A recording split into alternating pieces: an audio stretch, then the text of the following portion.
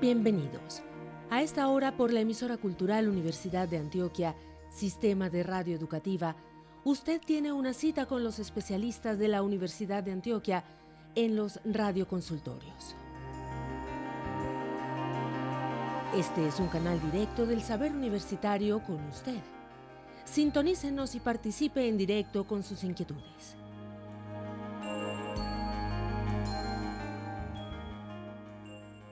Estos son los radioconsultorios.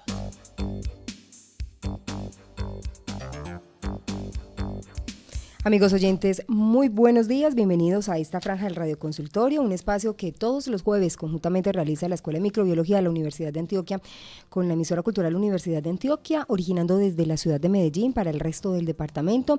Nos escuchan en el suroeste en 100.9 FM, en el oriente antioqueño nos sintonizan en 103.4 FM, para los que están en el Bajo Cauca antioqueño en 96.3, en Magdalena Medio 94.3 FM, para los que nos escuchan en el Urabá en 102.3 FM y los que están en la subregión del occidente de nuestro departamento a través de los 93.9 frecuencia modulada. Esta franja de radioconsultorio de la sexualidad también se habla, continúa con su ciclo sobre el duelo y hoy de manera específica nos estaremos entrando a un tema y es el autoduelo. Creo que algunos elementos se han tocado desde el programa anterior, pero creo que hoy estaremos mucho más enfáticos en abordar este tema del autoduelo. Queremos darle la bienvenida a las personas que en los próximos minutos compartirán con todos nuestros oyentes este espacio del radioconsultorio. Tenemos al doctor Jorge Gómez, él es médico egresado de la Universidad Pontificia Bolivariana, especialista en terapia neural, y estará con nosotros, al igual que hace 8 días, pues compartiendo sus conocimientos sobre este tema. Qué rico tenerlo otra vez, bienvenido. Muchas gracias por la invitación. Y le damos también la bienvenida a nuestra coordinadora académica en este espacio, a la profesora María Eugenia Mejía, de la Escuela de Microbiología. Profesora. Hola, buenos días, gracias Nidia por acompañarlos, buenos días a nuestros oyentes. Vamos a darle también el saludo a nuestro operador de audio en la mañana de hoy, John Jairo Toro Casas, desde la ciudad de Medellín. Este espacio cuenta con la dirección general de Beatriz Elena Mejía y los acompaña en la conducción quien les habla, Nidia María Montoya Obando.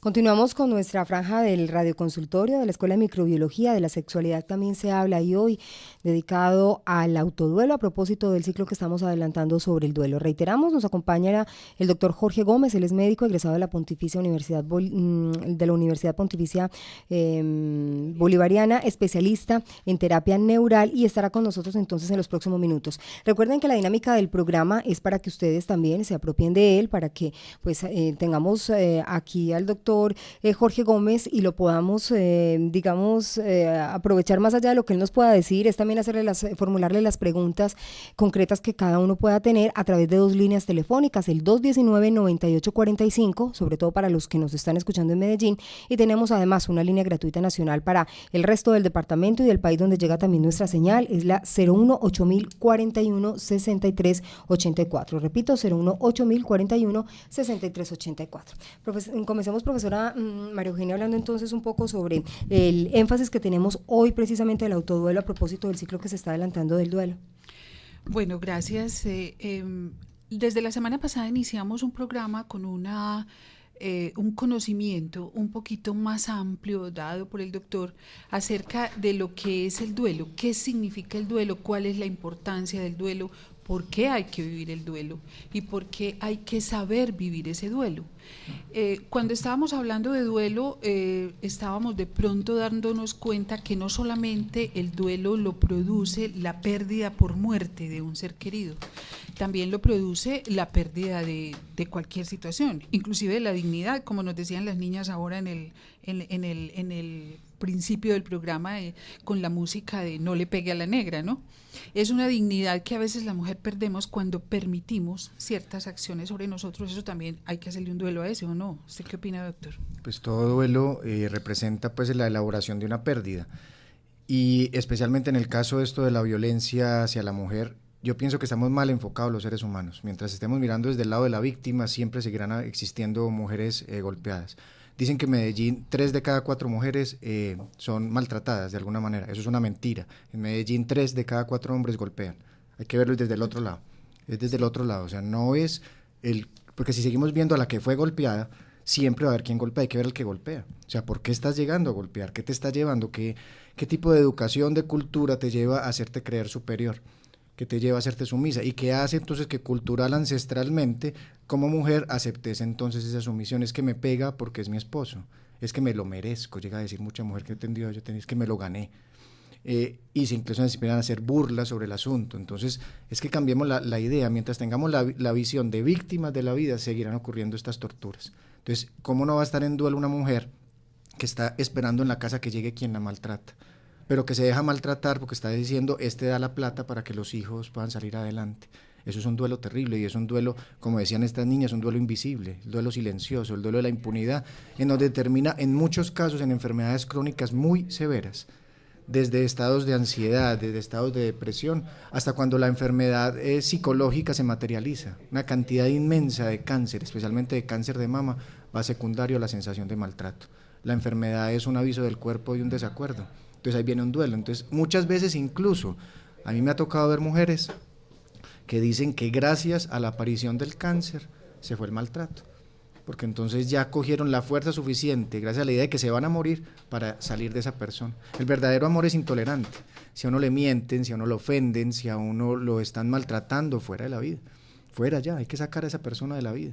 Pero nos dicen que entonces que el amor todo lo tolera, que hay que mandarle luz a la gente que le está haciendo daño. Mándele la luz, pero que la reciba en otra casa, pero no con uno recibiendo el daño. Entonces es que empezar de una vez por todas a crear una vida basada en la honestidad radical, más que en la luz y en las sombras. Una vida basada en que los duelos que tenemos los seres humanos deberían ser únicamente por los ciclos naturales de la vida. O sea, naturalmente vamos a tener duelos. El duelo que tiene una familia cuando un hijo se va, el duelo cuando tiene a alguien, cuando alguien se muere. O sea, son los ciclos naturales, pero es que estamos creando duelos antinaturales, duelos por falta de honestidad, por falta de amor y por pura soberbia. El ser humano volvió muy soberbio. Y lo más grave de todo eso que usted está diciendo, doctor, es que los mismos medios de comunicación, los procesos de paz, reconciliación y todas estas cosas que estamos viviendo a raíz de las violencias que se viven en este país, casi que obligan a la víctima a salir por la televisión o en el radio a decir, sí, él violó a mi hija, pero le perdono. ¿Hasta qué punto ese perdón se puede dar? O sea, yo diría, pero ¿cómo le perdona? Yo sentiría una ira inmensa y de alguna manera lo expresaría. El perdón sin elaboración de la ira no existe.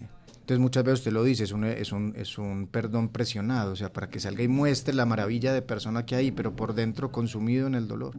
Entonces es el autoperdón que uno debe hacer. O sea, esta persona que me hizo el daño, pues que el peso de la ley, si existiera el peso de la ley, que el peso de la ley le caiga. Pero mientras tanto, ¿qué voy a hacer yo? ¿Qué es el autoperdón? No voy a volver a sentir rabia por este ser, no merece mi rabia. Dice por ahí un dicho muy antiguo que la rabia o el resentimiento es el veneno que uno se toma para que otro muera. Termina uno muriéndose por lo que hizo otro, entonces no que muera. O sea, energéticamente se carga uno de lo que otro hizo. Es como cuando una persona tiene un cuerpo extraño. Usted como microbióloga sabe que entonces se genera una reacción de inflamación y hasta de infección. Uno también tiene cuerpos extraños espirituales y emocionales, cuando uno se carga con lo que otro hizo. Entonces entregarle a los demás, cada uno, pues ahí desde la visión católica se podría decir su cruz, cada cual que se haga cargo de lo que hizo. Pero que yo tengo en esta vida, si tuviéramos conciencia de la muerte, de lo cercana que está la muerte, uno no habría tantas cosas como en función de ayudarle al otro, en el perdón al otro que está haciendo daño, ¿cierto? Sino que se concentraría realmente en quienes están vibrando en amor. Entonces la muerte nos permite, cuando uno hace el autoduelo, cuando se da cuenta que uno es tan finito en este mundo, se da cuenta uno que pierde el tiempo muchas veces elaborando procesos que no valen la pena con personas que no quieren salir. Entonces si uno quiere realmente estar en paz con el mundo, primero está en paz con uno mismo, saque las rabias, dígale a la gente lo que le tiene que decir.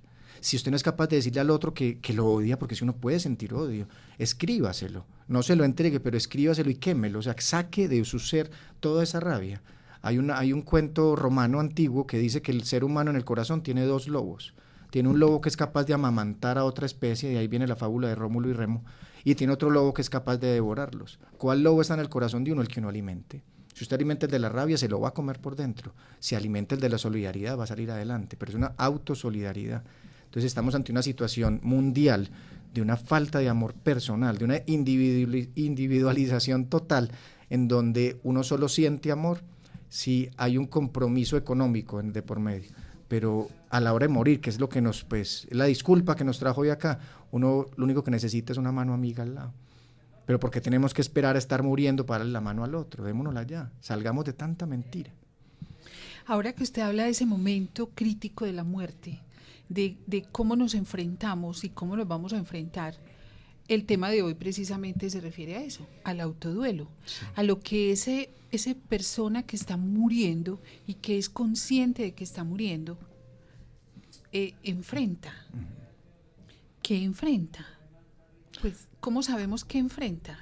Pues el único que nos podría responder esto es el que esté muriendo en este momento, porque entonces empiezan a salir un montón de tesis y de informaciones que entonces, que si está elaborando sus pasos, que si los está deshaciendo, y casi que hay una lista mágica, entonces que hay que decirle perdón, gracias, y te puede decir. Y la persona muchas veces lo único que necesita es que alguien haya al lado. Una paciente en estos días me decía que ella se sentía que era el frasco donde se guardaba la muestra, para usted que es microbiólogo, o sea, que ella sentía que los médicos iban y que simplemente miraban por dentro de ella quién había ahí, el órgano que había allí. Entonces, ¿qué enfrenta ese ser? Enfrenta la despersonalización total. Enfrenta que desde hace unos meses o días solo están enfocados en un órgano y que si ese órgano se sana, ella puede sanarse, ella o él puede sanarse. Entonces, lo que hay que hacer es salirse de esta visión fragmentada de la vida y volver a recuperar el ser. Esa persona le importa más que lo tocan y le digan, aquí estoy al lado tuyo, que le pregunten si hoy orinó, qué temperatura tiene, si tiene dolor, que también es bueno pues tenerlo en cuenta, pero no es lo más importante. Ahorita incluso decías que es como enfocamos ese momento crítico de la muerte no es un momento crítico, es un momento y ya.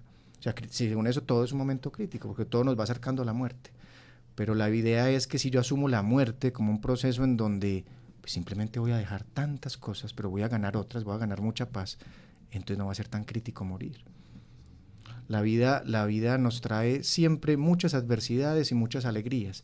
La idea es estar en un punto medio, en donde no se deja llevar uno por la alegría para no volverse soberbio, ni se deja llevar por la tristeza para no volverse víctima. Entonces estar en un punto medio.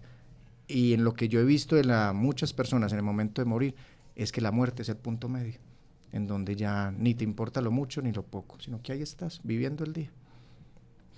Ese paciente moribundo, doctor, usted con su experiencia,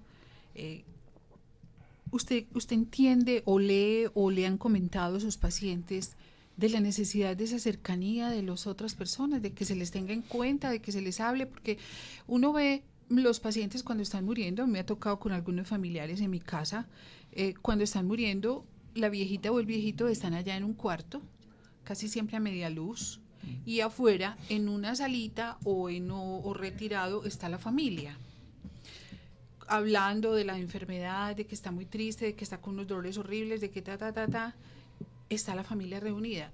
El viejito está allá solo, el que está padeciendo los dolores, el que está sufriendo la soledad de la muerte. ¿No sería mejor que el viejito estuviera ahí y habláramos de los dolores del viejito con él?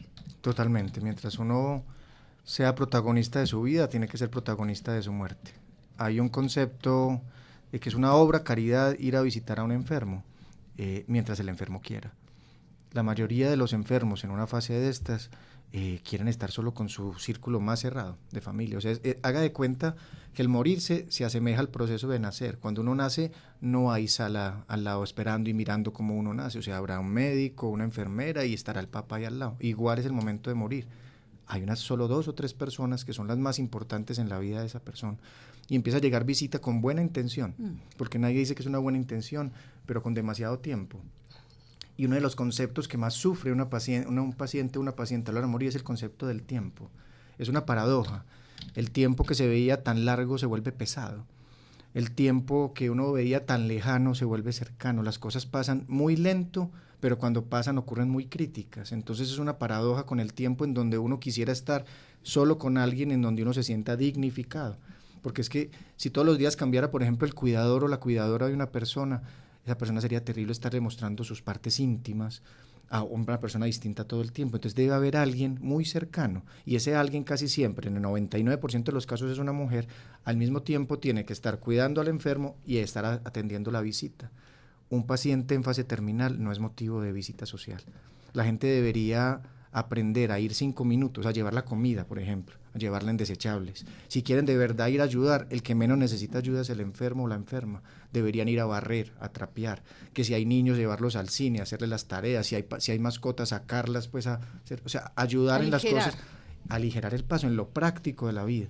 Pero las personas piensan que la mejor forma de ayudar es estar un rato hablando, y como decía usted ahorita, de un montón de enfermedades.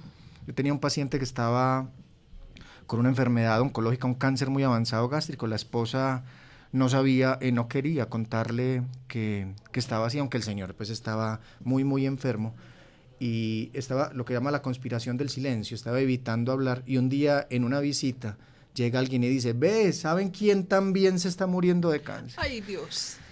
Ese tipo de visita, ese tipo de expresiones, esas cosas ocurren cuando hay mentiras de por medio. Por eso le decía yo ahorita, la honestidad radical, y el momento de morir es el momento más honesto. O sea, es que ya, ¿qué necesidad hay ya de máscaras? ¿Qué necesidad? Me estoy muriendo, o sea, necesito un amor de verdad.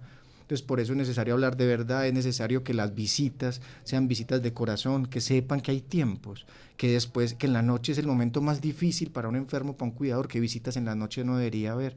En eso se le ayuda a alguien a que haga el autoduelo, a que tenga tiempo para sí mismo, para que elabore sus propios procesos. Por eso cuando uno va a acompañar a alguien, no va a ayudarle a morir, va a acompañarle a que esa persona muera de acuerdo como quiera.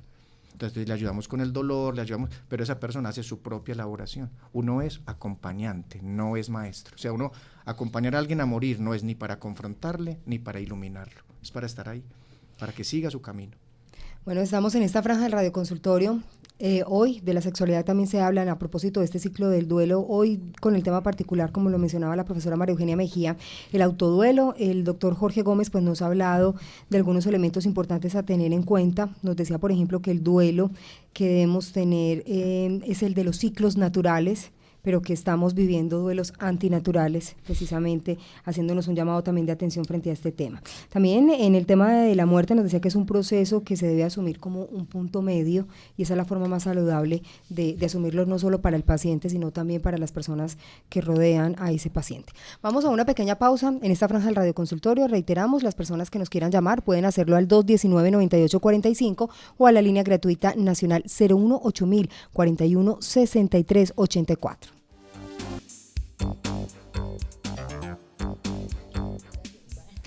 Continuamos entonces con esta franja del radioconsultorio. De la sexualidad también se habla, y qué lindo pues entonces ya vemos materializado este proyecto de Canción y Conciencia que nos presentan Catalina Marín y Carolina Bonilla. Y recordemos, ellas son microbiólogas, bioanalistas de la Universidad de Antioquia, y están con nosotros entonces esta mañana con estos bellos mensajes.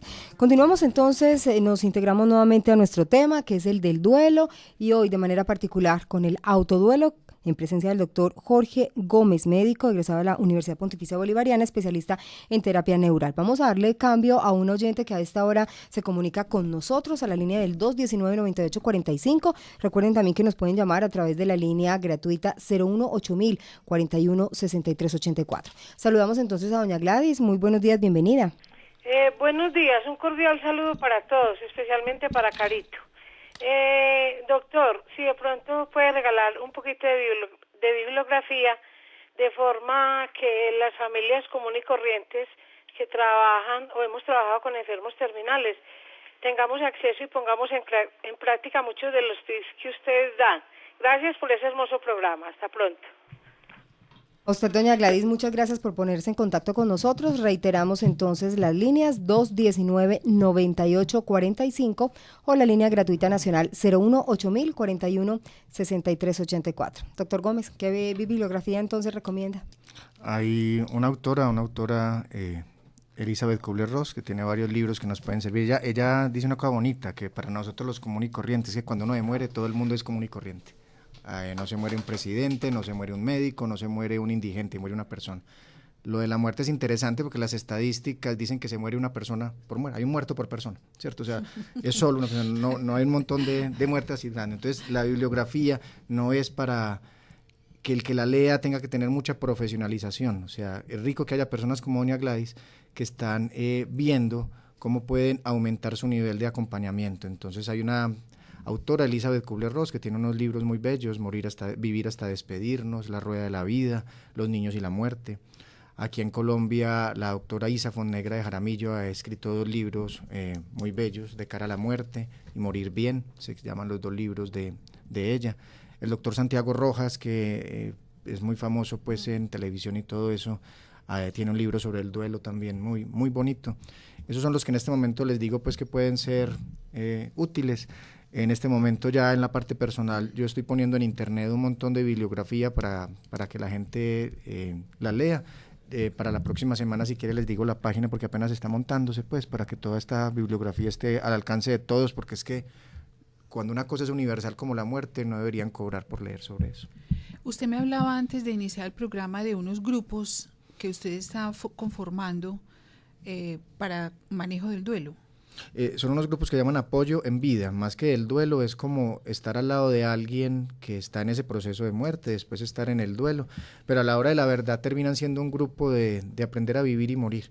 Son grupos sin ningún costo, son grupos de máximo 15 a 20 personas, estamos haciendo una reunión semanal, o sea, ya en este momento empezó un grupo, para marzo son 8 reuniones, pues es como un ciclo, para marzo va a empezar un nuevo grupo. Quien quiera como inscribirse allí, puede llamar al 444-1712 o al email apoyoenvida@gmail.com.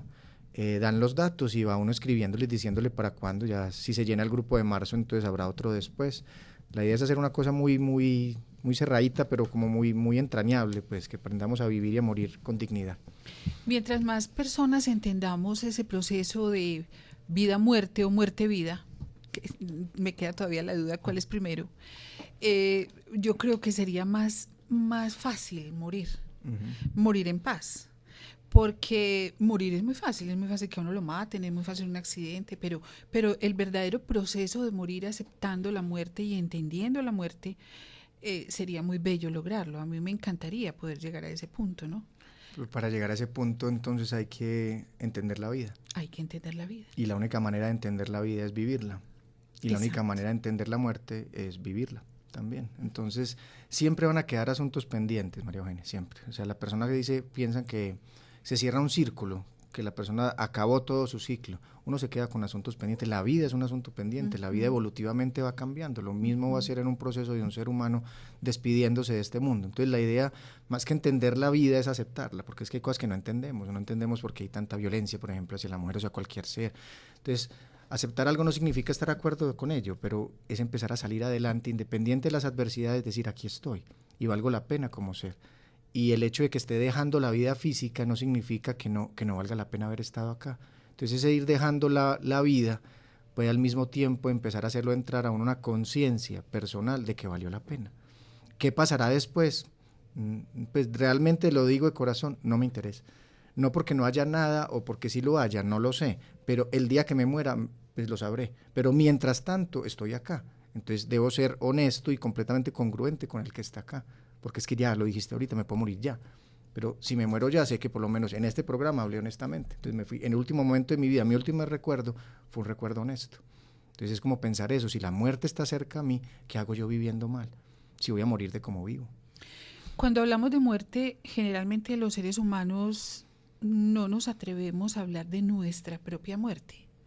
Hablamos de la muerte como algo general, como una categoría, como lo que le pasó al otro, pero mi muerte, mi proceso de muerte, pocas veces, o casi nadie lo enfrenta o lo habla. ¿Por qué? Porque tenemos miedo a morir. ¿Sí? Porque no vende. Que la muerte no vende. Exacto, la muerte no vende. Claro que para eso están los seguros de vida, que son seguros de muerte también, pues, ¿cierto? Sí, los exequiales y toda esta cosa.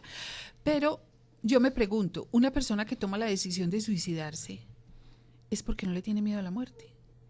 O porque está cansado con la vida, no es porque no le tenga miedo a la muerte, sino que está en una situación de desesperanza tal que la muerte es la única opción.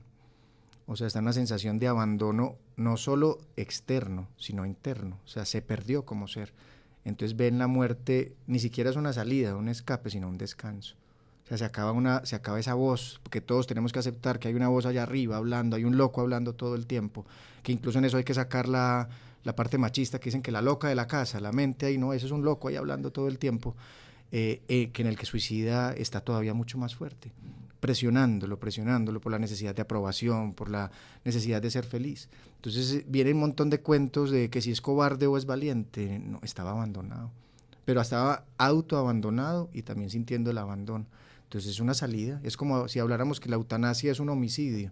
Podrá ser un homicidio cuando una persona está en un grito de dolor inmenso, cuando se está pelando por toda su piel y el médico, por decir algo, por colocar un medicamento para el dolor, puede acelerar un poco ese proceso, pero ese médico puede ir a la cárcel por haber quitado el dolor, pero acelerado el proceso. Entonces estamos ante una visión de la vida como muy doble moral. Los que hablan de eutanasia, y me ha tocado verlos hacia afuera, diciendo que eso es imposible, cuando están en una enfermedad terminal la piden. Entonces, ¿a qué estamos jugando? Entonces, la idea es que si queremos aceptar la muerte, debemos aceptar que la vida tiene adversidades, que la vida nos trae traiciones, la vida humana nos trae traiciones. ¿Cómo estoy preparado o preparada para seguir adelante independiente que mi mente me diga que todo se acabó? Porque es que la muerte física es el acabar de un órgano biológico, la peor muerte es la muerte espiritual, la muerte emocional, el uno sentir que no valió la pena estar acá. Por eso existen muertes de la pérdida de la fe, en donde la gente siente que es abandonada y fue traicionada por un Dios al que le rezó toda la vida para protegerlo y no se siente protegido a la hora de morir. Entonces, ¿a qué estamos jugando? O sea, es la humanidad, el estar acompañándonos, lo que le va a ayudar a ese otro ser que algún día tendremos nosotros. Es que somos un moribundo creciendo, que algún día se manifestará, que nos va a permitir estar ahí. Tú decías una cosa muy clara, la gente cree que la muerte está en la televisión, que está en la casa de al frente. Estamos ante un mundo tan individualizado y tan egocéntrico que en las urbanizaciones ya no saben si se murió alguien. No se dan cuenta. Sí. Estamos en un mundo antimuerte en donde si una persona muere en una urbanización que sea un edificio de ascensor, los cadáveres no caben en los ascensores, tienen que salir parados o tienen que bajarlo por escala. Es un proceso terriblemente duro. O sea, urbanísticamente todo niega a la muerte y lastimosamente, por más que la gente quiera negarla, va a llegar. Y lastimosamente va a llegar en la mayoría de los casos en los hospitales, que es el peor lugar para morir. Estamos de acuerdo. Es un lugar, ahora hablábamos de eso, estábamos diciendo de lo impersonal y de la lejanía que asumen, una posición tan lejana que asume el personal de la salud ante un paciente que ha sido diagnosticado como terminal. Incluso es como si no hubiera nada que hacer, entonces dejémoslo. Más que no hubiera nada que hacer, porque yo pues que detrás de esa persona que está, por ejemplo, la enfermera y el médico, también hay un ser humano, pero que está lleno de tantas presiones, de tantas normas, de tanto protocolo, que una persona en fase terminal está requiriendo ayuda, contacto, conversación, no hay tiempo. Entonces es un concepto del tiempo, donde, como le decía ahorita, el tiempo para una persona muriendo se vuelve pesado, se vuelve lento. Para una persona que está en la flor de la vida, siendo médico, médica, enfermera o enfermero, no hay tiempo para quedarse hablando. Tengo que llenar protocolos, tengo que tomarle la temperatura a las 3 de la mañana a un paciente agónico, es una cosa ridícula. En vez de, más bien, a las 3 de la mañana irme a tocarle el brazo, ¿cierto? Entonces es una protocolización de la vida que está haciendo que hasta uno tenga que pedir permiso para morir. Pero doctor, ¿sí será protocolos o será de pronto formación humana? O sea, yo pienso que no hay tiempo porque tengo que cumplir con esto, tengo que ver tantos pacientes, entonces no tengo tiempo de tocarle el brazo al paciente moribundo. ¿Sí será eso en realidad? Porque si es eso, de alguna manera me consuela. Pero si es que detrás de eso hay un ser humano indiferente. Pero es que es un ser humano indiferente precisamente por la concepción del tiempo. O sea, la concepción del reloj mecánico hizo que el ser perdiera el reloj de la vida. El reloj de la vida te muestra todos los días que un día el sol nace y muere. El reloj de la vida te muestra la luna, o sea, te muestra hay algo, una luz en la oscuridad, pero el reloj mecánico te dice que tienes que aprovechar, que el tiempo es oro. Entonces una persona jubilada, una persona muriendo, no es útil, porque no produce. Entonces, bajo esa constante, pero te digo lo del tiempo, una persona en un hospital tiene que elaborar mucho porque el tiempo hay que aprovecharlo, porque es dinero para el hospital, para las aseguradoras, entonces ahí hay una despersonalización. Y ese concepto del tiempo viene desde el colegio. Puede salirse del tema, pero al mismo tiempo es del tema. En una reunión reciente en el colegio de mi hijo, dijeron que no iban a seguir celebrando los cumpleaños de los niños, porque ya no había tiempo, había mucho que leer. Para mí fue ofensivo, pues entonces le dije, entonces no vale la pena estar aquí, porque es que si desde los 7 años no tienen tiempo para darse un abrazo, estamos fregados. Entonces mira, como desde antes, entonces ahí se une tiempo y formación. O sea, es más valioso el conocimiento que el contacto. Y para un paciente o una persona que está muriendo, siempre será valioso un contacto que no hable. O sea, no necesita las grandes palabras, no necesita que se le acerquen y le digan, mira, Buda dijo esto, Jesús dijo esto. No, significa, lo que necesita esa persona es, aquí estoy, no estoy solo. El mayor miedo ante una enfermedad terminal es el abandono. A la soledad. Entonces, según eso, a un paciente terminal, una persona que está muriendo, hay que decirle que está muriendo. Es que él lo sabe, él o ella lo saben, siempre lo sabrán. Pero siempre se ha negado, o sea, es como casi que un pacto silencioso entre la familia. Es lo que llama la conspiración del silencio. Pero la conspiración del silencio, y no quiero sonar ofensivo porque pues, a veces me ha dicho que soy duro para hablar, es una familia que piensa que su familiar es idiota. O sea, pongamos un ejercicio, un escenario. Yo soy el padre de familia, mis hijos están casados y se han ido. Tengo contacto, como todas las familias, de vez en cuando hablo por teléfono con los hijos y todo eso. Tengo un cáncer, no me han dicho, y de un momento a otro, todos mis hijos están rodeándome con cara de ternero huérfano, con la lágrima así, pero todo está bien, papá, nada le va a pasar, esté tranquilo que no le va a pasar. Ahí le trajimos un médico para que vea qué le pasa, y empiezan a llegar médicos, empiezan a llegar enfermeras, cada vez más enflaquecido, cada vez comiendo menos. La gente no es tonta, o sea, yo no necesito que me den el diagnóstico, o sea, el diagnóstico simplemente es poner el nombre, un apellido, a algo que una persona ya sabe. Todos tenemos, se podría decir, un médico interno que nos dice, esto no va bien, esto no va bien. Entonces ahí hay un temor, un montón de como mitos, que si a una persona se le dice que se va a morir, se muere más rápido, y quién sabe, mire el tiempo, ahí vuelve otra vez el tiempo. ¿Quién dijo que se muere más rápido? Se murió cuando se debía morir, pero se murió consciente. Murió con la sensación de estar acompañado, de que no fue engañado.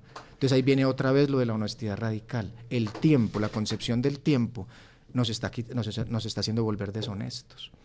Entonces toda persona debe saber que tiene una enfermedad, que en ese momento no tiene posibilidad de cura física, pero que siempre va a estar acompañado. La cuestión es cómo decirlo. O sea, porque entonces si yo me siento con vos y te digo, María Eugenia, tu mamá tiene tal cosa y se va a morir en 2 meses, pues te maté, o la persona se murió. Pero la verdad se puede contar a cuentagotas. Está difícil la situación, se vamos a ir al lado. Como el chiste. Algo así, pero independiente de lo que cuenta, siempre hacerle, lo más importante para una persona es que le digan, pero no me voy a ir de su lado. Una paciente o un paciente en fase terminal es especialista en personas que prometen y no vuelven. Yo pienso, y puede ser pues que esté muy equivocado, usted me dirá, que las familias no le dicen a la persona, te vas a morir, mamá, tenés una enfermedad terminal, has sido diagnosticada, no hay nada que hacer, está muy avanzado, tenés metástasis, en fin, porque se encartan con el paciente. ¿Cómo van ellas a ayudarle a esa pacientica a asumir o a, a digerir esa verdad? A digerir el hecho de que mañana, pasado mañana, me voy a morir si ayer estábamos hablando de que nos vamos a ir para Cartagena dentro de 6 meses. Yo le hago una pregunta. ¿Cuáles son las, para usted, no médicamente, sino como desde el punto de vista, desde el corazón, desde el amor, cuáles son las necesidades de una persona en fase terminal? ¿Qué necesita una persona para estar en paz? Aparte de cuidados médicos que eviten el sufrimiento físico. ¿Qué necesitaría una persona? Yo creo que amor. Amor es una, muy bien. ¿Qué otra cosa? ¿Qué más necesita uno si está uno en una cama próxima a morir? Tranquilidad. Amor, tranquilidad, cuidados, sí. Respeto. Respeto. Muy bien. Muy importante el respeto. Entonces estamos diciendo que esas son las necesidades de una persona en fase terminal, ¿cierto? Ahora le pregunto, ¿cuáles son las necesidades de una persona sana para estar en paz? Las mismas. ¿Cuáles son sus necesidades, María Eugenia? Las mismas. Entonces ese es el problema. Ponemos un diagnóstico en donde se pierde la persona. Ya vemos solo al enfermo, vemos al cáncer de pulmón, pero esa persona sigue siendo Pepita Pérez, Juan Pérez, que sigue necesitando amor, cuidado, respeto. Sigue siendo hincha del Nacional o del Medellín, sigue siendo que le gusta algún partido, sigue teniendo sus mismos gustos, pero se nos olvida eso, o sea, se pierde la persona por el miedo a la enfermedad.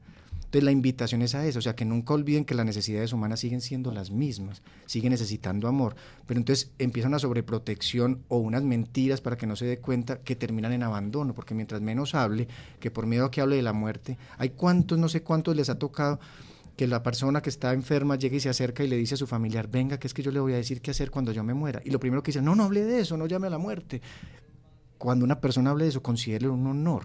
O sea, le está diciendo que ya aceptó y que le está poniendo a usted la tarea de recibir esa información, es un honor, pero ¿qué hacemos? No, es que si habla de la muerte se muere más rápido, las necesidades son las mismas. Entonces si nos metemos en la cabeza que seguimos acompañando para dar amor, para dar cuidados, para dar respeto, esa persona independiente de la enfermedad se va a sentir muy bien.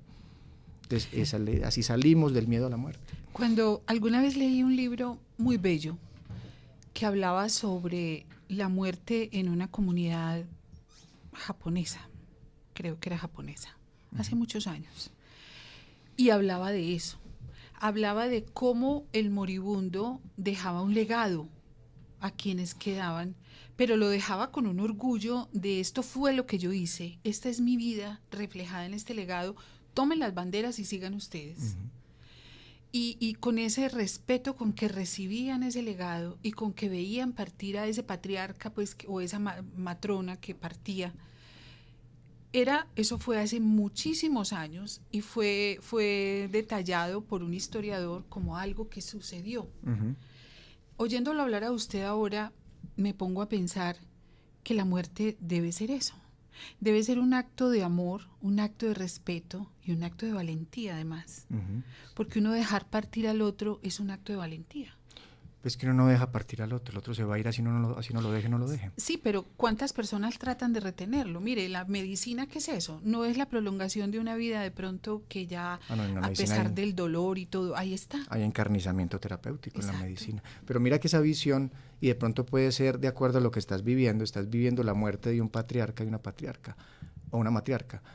Pero cuando una persona no deja legado, cuando es un bebé muriendo, cuando es un joven que entonces la gente dice no dejó legado, no vivió, ¿qué? O sea, es que la muerte no deja una historia que uno tenga necesariamente que compartir. La muerte está ahí para todos. Entonces la idea no es pensar qué huella dejo, sino qué huella le dejo yo al que va a morir, que no se sienta solo.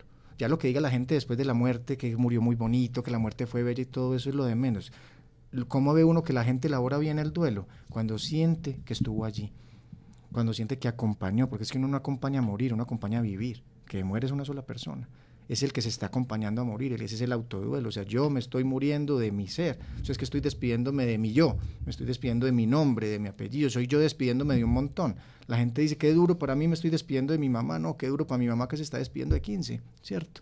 Entonces la idea es que la huella que tenemos que dejar es en ese contacto. Es que a mi forma de ver, y puede ser que yo sea muy romántico ante el momento de la muerte, a mí me parece el momento más mágico de la vida, cuando yo dejo absolutamente todas las mentiras, cuando dejo absolutamente todas las presiones sociales y estoy con alguien ante el cual o ante la cual el resultado que va a ocurrir, lo que va a ocurrir, va a ir en contra de mi amor, de mi corazón, porque se va a ir, pero a pesar de eso sigo ahí. O sea, porque estamos ante una sociedad que nos enseña a ser exitosos. La muerte para muchos es el fracaso de la vida. El que se queda o la que se queda ante alguien muriendo superó la idea del éxito humano y está ante el éxito espiritual. No importa si te morís, aquí estoy. Entonces, eso es me parece a mí lo mágico de la muerte. Superas este mundo, esta sociedad encaminada a ser solo exitoso. La muerte te enseña a ser exitoso desde adentro, cuando aprendes a perder.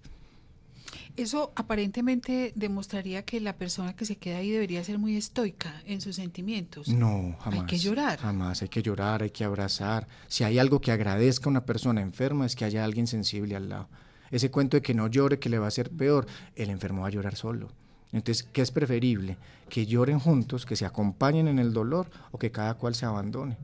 Eso es triste, pues la gente es especialista en ir al baño, abrir la canilla y llorar ahí solo. No, llore al lado de la persona. Un paciente que algún día atendí, padre de 13 hijos, la mamá murió en el parto del último hijo, los hijos y las hijas lo adoraban, hicieron el pacto los hijos y las hijas de nunca llorar delante de él, que porque había sido tan buen padre que era injusto que fuera a morir sintiendo que había dolor. Entonces cada vez que alguien iba a llorar se iba, cuando está este señor muriendo, que está muriendo muy conscientemente, les dice, empieza como ese legado que viste en esa película, decirles gracias por todo, pero les dice, pero me voy de este mundo sintiendo que en algo fallé muy grande. Entonces, pero ¿cómo así si usted fue el mejor papá y todo eso? Y se voltea al viejo y le dice, es que ni una lagrimita me merezco.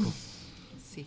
No los he visto llorando por mí, o sea, aquí nadie va a sentir esta pérdida. Ahí sí se regaron a llorar y el viejo les dijo, yo sé que ustedes lloraban solos por allá, pero mientras tanto yo lloré aquí. Nunca vuelvan a hacer eso, acompañen a llorar, que eso es amor. Entonces me da cosa pues recordar eso, o sea, no, dejemos esa bobada de que tenemos que mostrarnos fuertes. El roble en una tormenta se parte de raíz, el bambú en una tormenta simplemente se dobla y vuelve. Hay que ser bambú, hay que ser flexibles, hay que llorar cuando hay que llorar. Y si la muerte no es un momento para llorar, entonces ¿cuándo? ¿Cuándo vamos a llorar? ¿Y se logra ese momento de aceptación de la muerte, doctor? Sí, pero la aceptación no es la película de Hollywood del viejo con la cobija y el perro abajo diciendo hace esto, al otro. La aceptación es un momento emocionalmente plano. Es un momento en donde la persona ni le importa que el mundo esté bien o está mal, está tranquilo consigo mismo. Es un momento silencioso. Una persona que ha aceptado la muerte es una especie, los demás, los de afuera, lo ven como una rendición. Se rindió, se entregó, pero es que es una rendición bonita, es la rendición de que este cuerpo me quedó chiquito para el alma. Entonces esta alma va a salir mucho más grande. Entonces la aceptación es un momento muy silencioso, muy bello, me parece muy bello porque es la persona en una paz sin necesidad de sobresaltos. No necesita grandes alegrías ni grandes tristezas, ahí está, esperando pero en paz.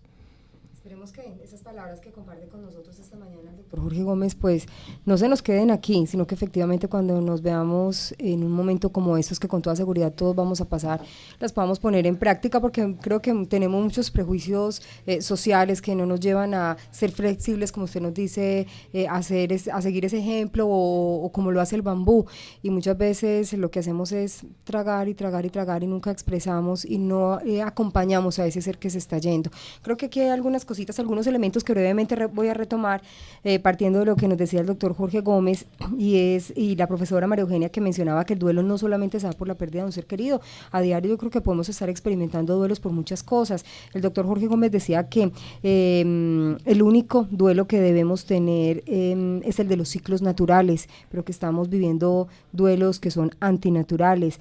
También nos decía que lo más importante es decirle a ese ser querido que amamos y que está en ese proceso de camino a la muerte, que estamos con él, no dejarlo solo, expresarle lo que estamos sintiendo. Cuando sabemos que alguien está enfermo, se nos olvida ese ser y lo que hacemos es pensar en la enfermedad. Las necesidades humanas son las mismas siempre y eso tampoco lo podemos perder de vista, y la idea es dejar huella en ese ser que se va a ir. Eso también como para que lo tengamos entonces presente. Algunas de las cositas tan bellas que nos compartió hoy el doctor Jorge Gómez en esta mañana, en esta franja del radioconsultorio de la Escuela de Microbiología de la Universidad de Antioquia. Muchísimas gracias entonces por estar con nosotros. Ojalá el tiempo hubiera sido más extenso, profesora, para poder... Ojalá, pero esperamos que en 8 días podamos de pronto tocar, doctor, el duelo que no sea de muerte. Perfecto. Gracias. Muchas gracias. Nos despedimos entonces también de nuestros oyentes que nos acompañaron en esta mañana. Los invitamos para que el próximo jueves a partir de las 10 de la mañana nuevamente estemos en esta franja del radioconsultorio de la sexualidad también se habla, en este ciclo que estamos elaborando, que estamos haciendo del duelo. Los acompañamos en la coordinación académica la profesora María Eugenia Mejía de la Escuela de Microbiología. También tuvimos a Catalina Marín y a Carolina Bonilla, microbiólogas y bioanalistas, que nos acompañaron hoy con este bello proyecto de Canción y Conciencia, que esperamos dentro de 8 días también estén con nosotros. En el control sonoro desde Medellín, John Jairo Toro Casas, la dirección es de Beatriz Elena Mejía y en la conducción quien les habla, Nidia María Montoya Banda. A todos les deseamos un feliz día.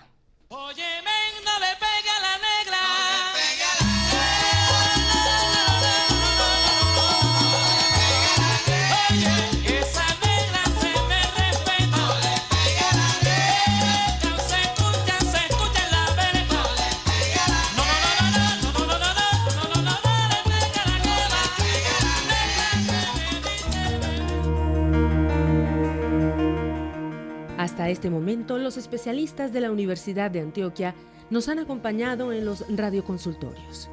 Este es un canal directo del saber universitario con usted. Hasta pronto.